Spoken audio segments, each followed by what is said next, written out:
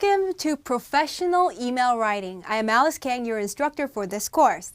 Today in our second day of class, we will be looking over the basic structure of emails from the subject line to its signature.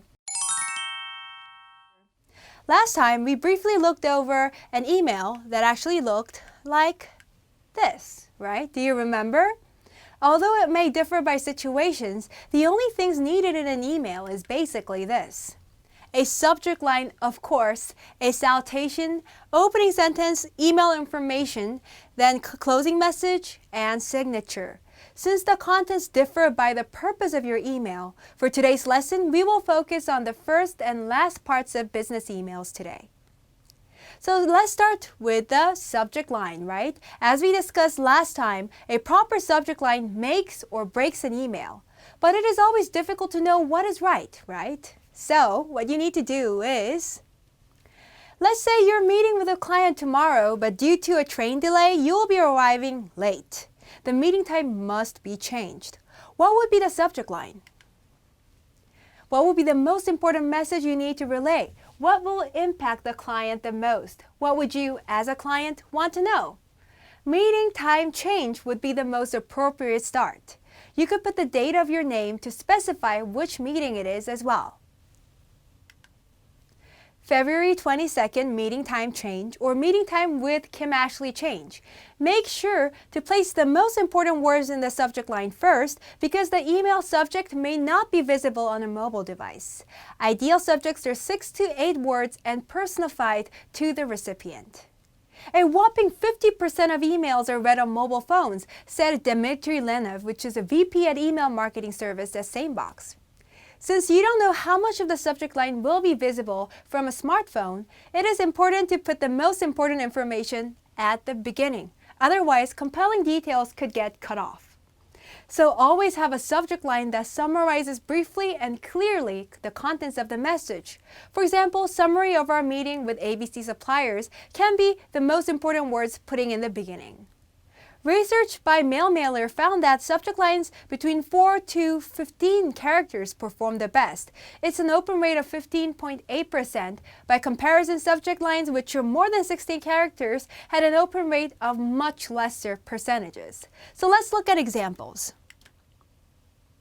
So if you're sending an email to a person you don't know, right, these are the good messages. Marketing meetings at 3 p.m. Can you attend? 1, 2, 3, 4, 5, 6, 7, 8, right?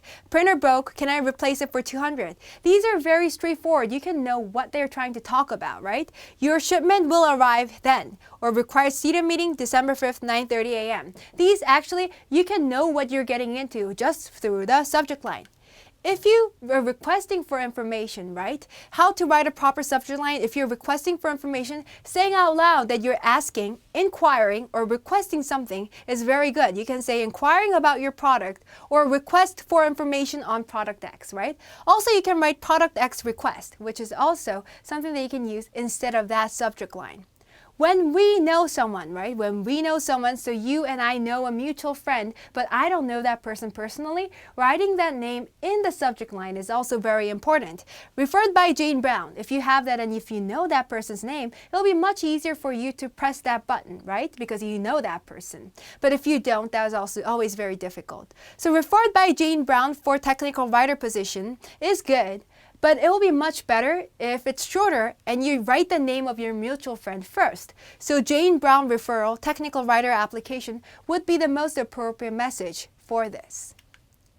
And also, if you need a response, right, and you have to indicate it and set a deadline for the person in the subject line, right? So please reply is one of the most common words that you use to ask for a reply. Project X results. And feedback, what does feedback mean? It means that you need some kind of opinion from someone, right? Project X feedback, please reply by EOD Friday. EOD is a very common acronym that you use, which means end of date, right? In the email, you shouldn't use. In the email's content, you should not use acronyms, but in the subject lines, there are common acronyms that you use like this, right? However, in the international environment, if you're sending this email to a non-American person who do not know what EOD means, you also need to assume that they may not know this acronym and write it as please reply by end of day Friday, or just please reply by Friday, and write the subject line or the story where you say that it is the end of the day, right? So please read Project X results, Project X feedback FYI are also things that you can use when you do not need a response. We will discuss that more in later. Also, do not put words in all caps. Using all caps may get someone's attention, but in the wrong way. And it is the digital equivalent of yelling, and your job is to make their email as easy to read as possible for the recipient rather than giving them anxiety, right? So instead, use dashes or colons to separate thoughts and avoid caps and special characters like exclamation points. You see here that we're dividing everything with colons and dashes, right? Some words commonly used in the subject line are EOD, we covered that already. FYI, for your information, we already covered, right? EOD meant end of date Friday, right? And FYI and for review meant that you don't need a reply. It's just for your information and just for review, just for reading, right? What is NRN? What do you think NRN is? This is something that you can use instead of FYI, which means no reply necessary. So if you have an NRN in the end of the subject line, it means that you don't need to reply, but you want the reader to read it. What about PRB? It's also a common one. What do you think it means? It means please reply by. So please reply by some date, but that is too long for you to write in the subject line. That's why you use PRB instead, right? So when you ask them to reply by a certain date and time, it avoids late responses for time-sensitive requests, so writing PRB there would be very necessary. But if it's no reply is necessary, what would you need to use? FYI or for review. And then people will be like, okay, that sounds good. But feedback, what is feedback? Which is used when you're giving your opinions about or giving options of others, is something that you need to use. And referral means being introduced by someone. These are words that you are very use much when you're using email, so this is very important. Avoid using common spam trigger words like call now, sign up free today. Avoiding these words will also be helpful because if you write those words there, although it is important, it may actually go into the spam message instead of your real message, right? And EOM means end of message, which is actually what you need to use when you have a subject line without a content. End of message, please reply, I have a meeting at 7. EOM means that I have a meeting at 7, so you don't need to reply, but I'm just telling you that.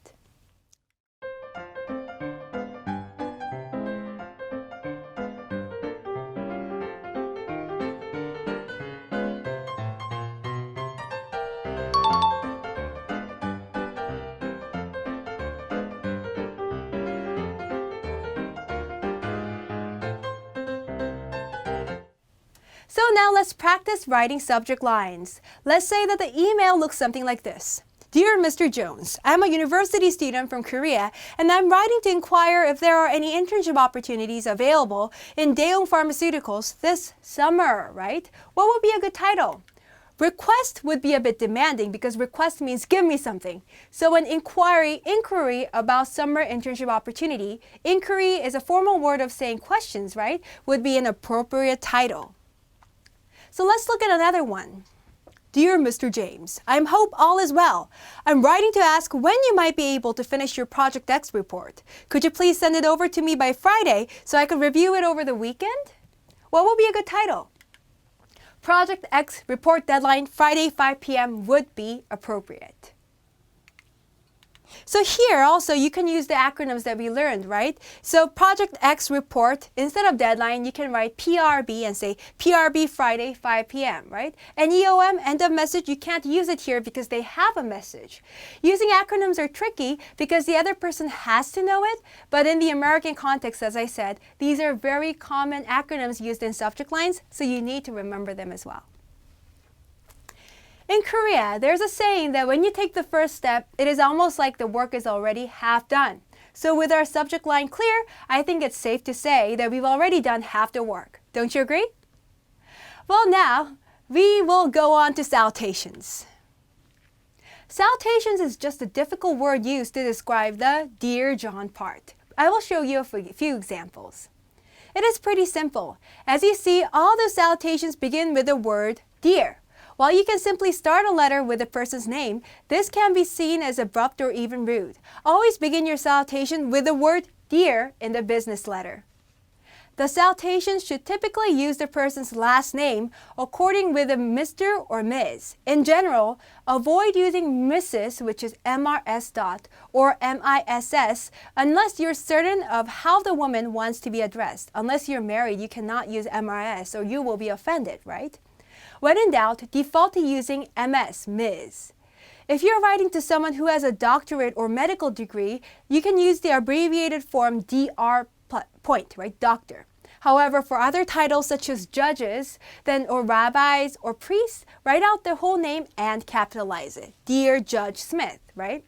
When your letter is to more than one person, write out all their names separately, separating them with commas. For example, Dear Mr. Someone, Ms. Someone, and Mr. Hopman with commas in between would be appropriate.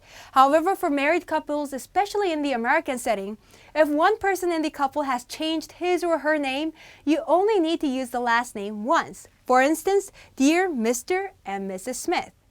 Sometimes a person's gender is unclear from a name.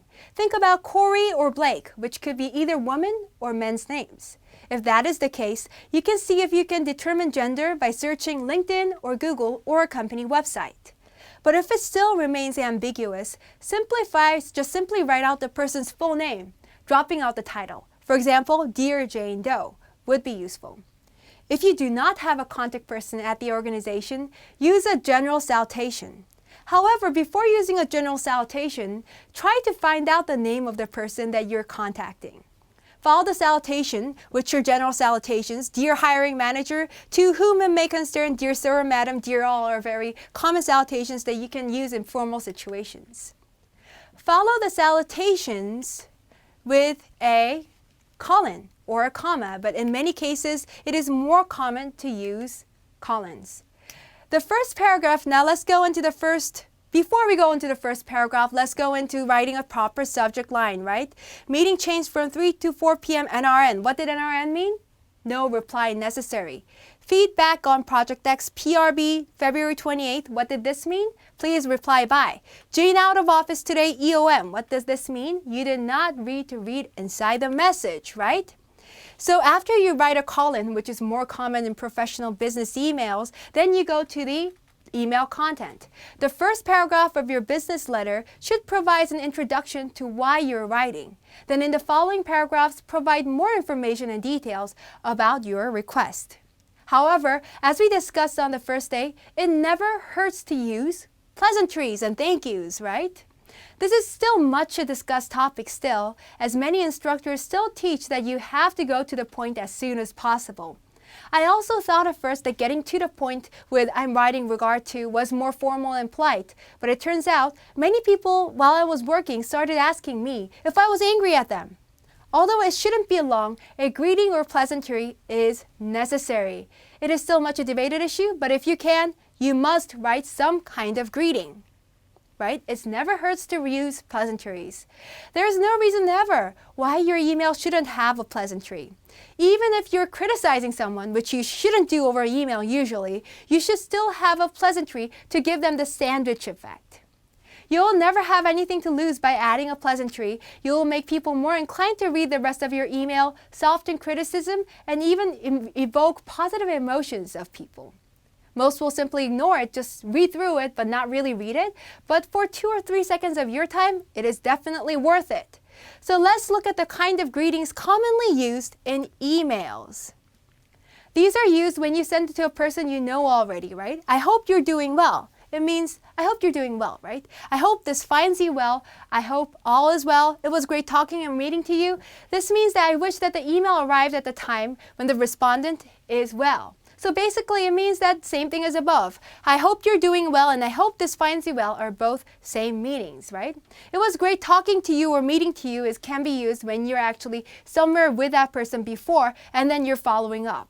Also, if an email is of some other email, simply thanking someone, if it's a reply online, would also be good enough, right? If it's a reply, a thank you. Thank you for contacting ABC Company. Thank you for your prompt response. Thank you for your interest in our product will all be necessary. Or also, introductions would also be appropriate. If it's the first time, introduce yourself because emails are not private. The opening of a formal email often requires the sender to introduce themselves. It isn't important, just one sentence. My name is, or I am, Alice Kang, an English instructor from ECK Education should be good enough. All you need to do is provide some information that is relevant to the email because nothing is private. If you're writing to someone for the first time, just have a connection with, as I said, you can also refer to the connection on the first sentence. I enjoyed your presentation last month, or something like I was referred by Jane Doe can also be a good first sentence again. What would you write if you were sending me an email message? You could simply introduce yourself, right? I am James Kim, an exchange student at Korea University.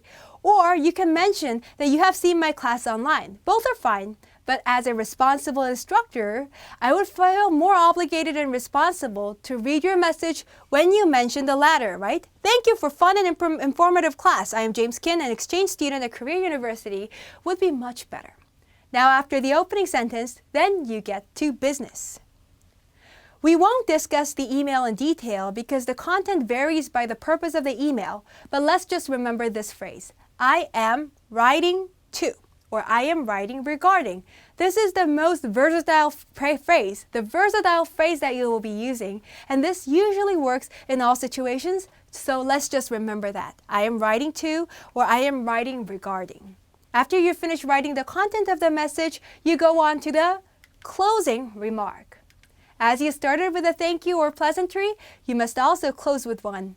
You may think of your email closing as an afterthought, but you can't be more wrong. How you end an email makes a difference. A good email closing is a good email closing will motivate the reader to action, identify the sender for future references, leave the reader with a good final impression, and also provide the recipient with your contact information. Depending on the situation, you can use three kinds. One is thinking. One is future-focused, and one shows you want to help. It will also differ by the purpose of your email, and we will use it in detail next class. Then closing remark is like the salutation, a proper way to end a message. It's like a period in a sentence, right? And in all formal business contexts, you can use these three. Kind regards, sincerely, all the best. Thanks and thank you are also safe and popular choices, but in a more serious business context, it is better to be more polite than impolite, so remember these three phrases. With these in mind, we finally finish the email with a yes. We need to finish it with a signature. It is not difficult to make a signature, but you must have a signature ready so that the reader can directly respond after reading the email. If you don't have a title or a company name, you can omit that. You can get rid of that. However, the email address and the contact number are essential. Let's try writing your own signature. Mine would look something like this. Inhee Alice Kang, the name, the title, Instructor, ECK Education, and the organization, phone number, and an email address. So with this, we review the basic template we would need to write emails. Let's practice. Let's say you're sending an email to me. You're a sales assistant at Daeung Pharmaceuticals. You need Alice to fix a misspelling on the Project D report by March 20th. So the recipient, the person who will be receiving it, is Inhee Alice Kang. The purpose is to fix a misspelling in Project B report, and the deadline is March 20th, right? Well, the subject can be many things, but you're requesting the error to be fixed by March 30th. So it must contain the word error and March 30th. This is what I have come up with, but try to come up with your own, which is better and more interesting titles that can get to the point. Mine is Project B spelling error, deadline March 30th, right? Also, you need to write the proper salutations. And what kind of closing could you use? When making requests, the most common one is this. Please let me know if you have any questions. Then the signature, right? I didn't have enough room here, but you can all try writing everything on your own sheets to see how it's going to look, right? So the subject was Project B spelling error, deadline March 30th. Dear Ms. Alice, because you do not know if I'm married or not, I hope you're doing well, which was the pleasantry. I'm writing in regards to, or I'm writing regarding a misspelling error I found in the Project B report you sent me yesterday. Could you fix this by Friday and send it back to me? Please let me know if you have any questions. This was the closing that we talked about, right? And then sincerely, a closing, and Uni Alice King, and a signature. Well, that's about all for today. But before we wrap up, let's just look at a few phrases that can make your English sound much more formal and professional. Email tips. When you have bad news, you can use I'm afraid. It doesn't mean I'm scared. It means I'm afraid, I am sorry, but I can't do this. For good news, you can say I'm pleased to inform you. For request, you can say could you or would it be possible? And for needs and wants, you can use I would like to, and use active language, not passive language. So let's see a few examples. I can't help you. It's very informal and very abrupt, and some people will be insulted if you hear this. So you can use I'm afraid I can't be of any assistance. Assistance is a very formal word of using help. Informally, you can say, oh, you got a raise, you got a pay raise. But formally, you can say, I am pleased to inform you that your salary has increased.